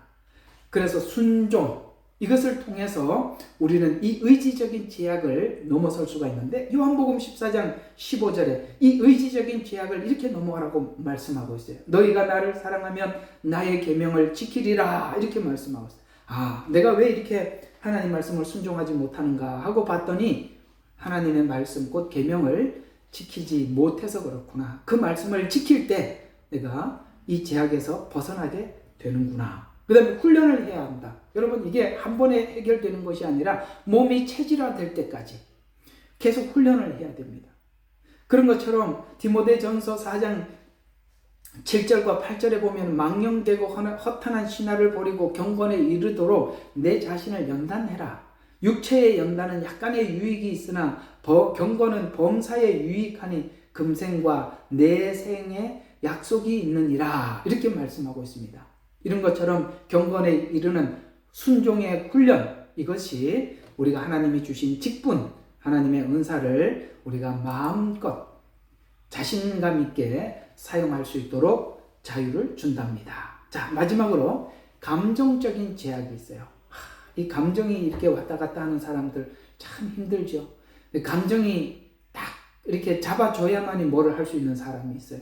그게 다 제약이거든요. 사단은 우리가 가지고 있는 이런 제약들을 마음껏 쓸걸요. 어떤 사람들은 감정적인 제약에, 어떤 사람들은 의지적인 제약에, 누구는 지적인 제약에, 그 다음에 누구는 처음에 여러분들에게 말씀드렸던 것처럼 이렇게 심적인 제약에, 이렇게 나름 다 이게 약점들이 있어요. 그 약점들을 계속 붙잡아서 더 나가지 못하도록 한다는 말이죠. 그러나 우리는 이걸 넘어가야 하는 것입니다. 그래서 이 감정이 주는 두려움, 이것을 하나님을 신뢰함으로 우리가 나갈 수 있어요. 자, 두려움은 극복해야 되는데 디모데 후서 1장 7절에 보면 하나님이 우리에게 주신 두려워하는 마음이 아니고 능력과 사랑과 절제하는 마음이다. 아까 읽어드렸던 그 성경 구절 그대로입니다. 그래서 두려움을 극복하고 은사를 사용하기 위해서는 하나님의 능력을 신뢰함으로써 내 감정을 극복해 넘어갈 수 있어. 내 감정이 막 움직이는데 그걸 넘어갈 수가 있다는 것이죠. 그 다음에 신뢰를, 하나님을 신뢰해라. 잠언서 3장 5절과 6절에 보면 너는 마음을 다하고 하나님을 신뢰하고 내 명철을 의지하지 마라. 너는 범사의 그를 인정해라. 그래야만 내 길을 지도하시리라고 말씀하고 있습니다. 하나님의 인도하심을 신뢰함으로써 우리는 감정적인 제약을 극복하고 하나님 앞에 주신 직분, 하나님 주신 은사를 잘 사용할 수 있습니다. 자, 오늘은 이제 진짜 다음 주부터 베드로를 중심으로 예언의 은사 가진 사람들의 특색에 대해서 자세히 설명을 할 텐데 그거 하기 전에 이거 하고 나면 훨씬 더 여러분들이 다음 설명 듣는데 도움이 되시리라 생각해서 1시간 더 우리 이 은사의 제약에 대해서 여러분들과 성품 이런 부분에 대해서 함께 나누어 봤습니다. 자, 정리를 한번 해보겠습니다. 이게 우리가 넘어가도 되고 안 넘어가도 되는 게 아니라 반드시 넘어가야 되는 것입니다. 하나님께서 직분을 주셔서 쓰시거나 은사를 통해서 하나님의 나라를 확장하는 데 부름을 받은 모든 사람들에게, 이거는 누구 예외가 없어요. 모든 사람들에게는 그가 마지막까지 자기 자신을 지킬 수 있도록 하나님께서 반드시 뭔가를 정확하게 고정을 해두는 게 있습니다. 바울 같으면 죄인 중에 괴수라는 것을 평생 잊지 않도록 완전히 못을 박아버렸죠. 베드로에게는 회개한, 예수님을 저주하고 용서받은 죄인이라는 것을 평생 잊지 못하도록 못을 박았습니다. 사도 요한은 예수님과 정말 친밀했어요. 정말 가까이. 그래서 그 가까움, 그 친밀함, 그 영광, 변화산에서 봤던 그 영광들을 잊지 못하게 만들었죠. 그것이 바로 그들을 지키게 한 것입니다. 여러분, 우리 각자에게 하나님께서는 하나님이 쓰는 게 중요한 게 아니라 사람들은 자꾸 쓰임 받으려고 애를 쓰는데, 쓰임 받는 것이 하나님 나라의 영광은 되지만 그것이 위험할 수도 있고 얼마든지 자기를 예수님으로부터 떨어져 나가게 할 수도 있다는 것에 대해서도 여러분들이 아셔야 돼요. 하나님은 그걸 염려하시는 것입니다. 그래서 하나님께서 꼭 붙들어 매고 그 일을, 우리를 사용하시는 것입니다. 그런데 성품대로 하나님이 붙들어 매셨어요. 성품대로. 베드로는 베드로의 그런 극적인 성품, 그걸 가지고 붙들어 매놓고 일도 극적으로 하고 회개도 한 번에 3,000명, 5,000명씩 하게 하고, 또 바울은 어떻습니까? 죄인 중에 괴수, 스데반을 죽인 자의 가편 투표를 하고 자기가 거기에 대해서 보증을 쓰고 이렇게 하나님 앞에 예수님을 죽이는 일에 앞장서게 만들어서 더 이상 자기가 생명을 내놓더라도 할 말이 없게 만들어 놓고 쓰시고, 요한 마찬가지, 모든 제자들 하나님께서는 안전장치, 이 안전장치, 우리가 얼마나 연약한지 우리 자신이 알듯이 그 연약함을 하나님께서 강하게 붙들어 매놓고 쓰신다는 사실을 꼭 기억하셔서, 또 나가서 은사는 받는 날부터 완성되는 것이 아니라 그 은사를 개발하고 완성하는 과정 속에서 여러 가지 제약이 있다고 그랬죠. 지적이고 감정적이고 그 다음에 의지적인 제약, 그 다음에 이런 모든 제약들로부터 우리가 벗어나기 위해서는 가장 중요한 하나님의 말씀을 믿는 믿음, 이 믿음만이 이 제약으로부터 우리를 완전히 넘어서게 하시고 마음껏 하나님 앞에 우리 자신을 드리게, 하나님이 무슨 말씀을 하시더라도 사람을 두려워하지 않고 전할 수 있는 그런 자들이 되기까지 하나님은 우리를 훈련시키신다라는 이 부분을 여러분들 기억하시고, 다음 주, 그 다음 주 2주간은 제가 좀 휴가 기간이라서 좀 쉬도록 하겠습니다. 좀 이거저거 좀 정리도 좀 하고, 이제 한 주, 2주, 세 번째 주, 이번 주부터 한 2주간 쉬고 그 다음 주에 여러분들과 만나도록 하겠습니다. 할 수 있으면 토요일 날 성경 공부를 다다음 주에는 하려고 그랬는데, 내가 이게 성경 공부가 있으면 마음에 너무 부담이 돼서 그때까지 그냥 쉬는 김에 좀 마음 편하게 쉬려고 2주간 좀 휴가를 여러분들에게 요청을 합니다. 일단 가르쳐 주신 이 부분까지 잘 소화하시고 다음번에 또 은사 시간에 함께 만나서 은혜를 나누도록 하겠습니다. 한번 기도하겠습니다. 하나님, 고맙고 감사합니다. 우리는 믿음을 가져야 하나님의 일을 할 수가 있습니다. 믿음을 갖지 못하고 하면 우리가 하는 모든 일들이 너무나도 인간적이고 우리의 생각 속에서 하게 됩니다. 그러나 하나님의 일은 영적인 사람만이 영적인 일을 분별을 할 수 있듯이 우리가 하나님의 영의 세계의 움직임을 알지 못하면 너무나도 다르게 일할 수밖에 없는 것 아니겠습니까? 그러기에 하나님께서는 우리의 틀을 깨뜨리고 아버지 하나님 더 넓고 분명한 세계로 나오기 위해 하나님의 말씀을 배우라 하시고 믿으라고 하십니다. 그 믿음 갖게 해주시고 더 나아가서 우리가 하나님 앞에 쓰임받아서 많은 사람들에게 박수의 갈채를 받는다 할지라도 하나님 우리 자신을 끝까지 지킬 수 있는 안전장치 주님 앞에 부탁드리오니 하나님 그것 반드시 하나님 우리에게 주셔서 사용하여 주시옵소서. 오늘도 이 귀한 말씀 함께 나누게 하신 우리 하나님께 감사 영광을 돌리며 우리를 구원하신 예수 그리스도의 이름으로 기도드렸습니다. 아멘.